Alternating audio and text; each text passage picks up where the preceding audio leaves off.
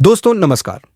अगर चंद्रबाबू नायडू और नीतीश कुमार अपना समर्थन वापस ले लेते हैं तो एक ही झटके में मोदी सरकार संसद के भीतर अल्पमत में आ जाएगी।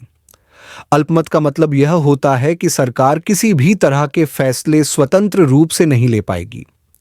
इस समय सरकार जो भी नियम कानून और बिल संसद में पेश कर रही है वह रुक जाएंगे। यहां तक कि निजीकरण और नोटबंदी जैसे बड़े फैसले जिन्हें कैबिनेट की बैठक में लिया जाता है, उन पर भी विपक्ष खुलकर सवाल उठा सकेगा। इसी वजह से चंद्रबाबू नायडू और नीतीश कुमार की मौजूदगी सिर्फ दो व्यक्तियों की मौजूदगी नहीं है, बल्कि यह मोदी सरकार के लिए एक बड़ा संबल है। इस समय सरकार को पूरा भरोसा है कि उनके पास बहुमत है, क्योंकि नीतीश कुमार और चंद्रबाबू नायडू का समर्थन उनके साथ है। विपक्ष के पास संख्या बल नहीं है और इसलिए सरकार जो चाहे वह कर सकती है। सरकार का समर्थन हटा लिया जाए तो सरकार का कोई भी फैसला आगे नहीं बढ़ पाएगा। बैंकों से जुड़े हुए फैसले, जांच एजेंसियों जैसे सीबीआई और ईडी पर नियंत्रण, जीएसटी प्रणाली में बदलाव, राज्यों को करों की देनदारी से बचने के लिए रिजर्व बैंक से उधार लेने की प्रक्रिया, यह सब टप पड़ जाएगा। अल्पमत की सरकार कोई भी निर्णय अकेले नहीं ले सकती, उसे संसद की मंजूरी चाहिए होगी।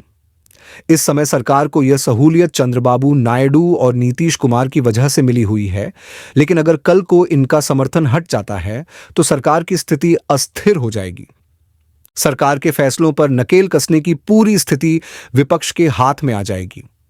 जो प्रतिबंध सरकार सोशल मीडिया पर लगाना चाहती है, जिन बड़े आर्थिक मामलों पर जनता सवाल उठा रही है, जिन संसाधनों का निजीकरण हो रहा है, उन सब पर सरकार को विपक्ष के तीखे सवालों का सामना करना पड़ेगा। केंद्र सरकार विभिन्न मंत्रालयों को जो फंड देती है, अगर वह पैसा खर्च न होकर केवल प्रचार प्रसार में लगाया जाता है तो इसकी जवाबदेही सीधे संसद में तय होगी। बहुमत की ताकत का क्या प्रभाव होता है, यह देश ने बीते 10 वर्षों में हर मोड़ पर देखा है। सरकार ने जिस तरह से निर्णय लिए वे कितने सही या गलत थे, यह अब साफ दिख रहा है, लेकिन अब हालात बदल सकते हैं। नीतीश कुमार और चंद्रबाबू नायडू के सामने अब मुश्किल यह है कि केंद्र सरकार ने उन्हें जो आर्थिक मदद देने का वादा किया था वह पूरी नहीं हुई। चंद्रबाबू नायडू के साथ उनके कॉरपोरेट सहयोगी भी परेशान हैं, क्योंकि उनके कई प्रोजेक्ट दिल्ली में अटके हुए हैं। अंतर्राष्ट्रीय स्तर पर भी भारत के निर्यात में गिरावट आई है, जिससे व्यापारियों के सामने कठिनाइयां आ गई हैं। नीतीश कुमार की स्थिति भी कुछ अलग नहीं है। बिहार को विशेष राज्य का दर्जा देने का वादा किया गया था, लेकिन वह अब तक पूरा नहीं हुआ। बिहार को केंद्र से मिलने वाली आर्थिक सहायता में भी कटौती की गई है। चुनाव भी नजदीक हैं और चुनाव लड़ने के लिए फंडिंग की जरूरत होगी, लेकिन केंद्र सरकार ने साफ संकेत दिए हैं कि धनराशि सीधे जनता दल यूनाइटेड जेडीयू को नहीं दी जाएगी, बल्कि इसकी निगरानी गुजरात की लॉबी करेगी। वोट बैंक को लेकर भी स्थिति गंभीर होती जा रही है। आंध्र प्रदेश में लगभग 8% मुस्लिम आबादी है, जिसमें से 92% टीडीपी का समर्थन करता है। इसलिए चंद्रबाबू नायडू ने मुस्लिम समुदाय को आरक्षण देने की बात कही थी। बिहार में भी लगभग 18% मुस्लिम आबादी है, और यदि यह वोट बैंक बिखर जाता है तो नीतीश कुमार की राजनीति कमजोर पड़ जाएगी। अगर 2% भी वोट इधर उधर हो गया तो जेडीयू को 10 से 15 सीटों का नुकसान हो सकता है। महाराष्ट्र में भी ऐसा ही हुआ था, जब मुस्लिम वोट बैंक में बदलाव ने बीजेपी को सबसे बड़ी पार्टी बना दिया था। अब सवाल उठता है कि क्या वाकई चंद्रबाबू नायडू और नीतीश कुमार को किए गए वादे पूरे नहीं किए जा रहे हैं?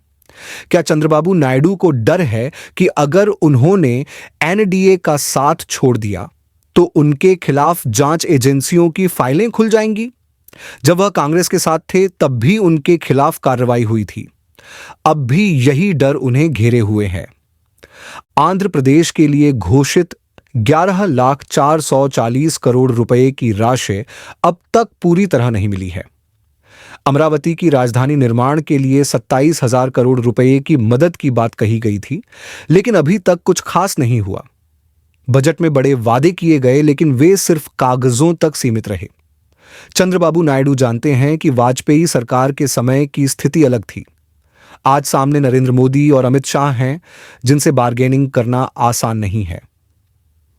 2024 के चुनाव के बाद से 10 महीने बीत चुके हैं और अब तक किए गए वादों का केवल 27 से 28% ही पूरा हुआ है।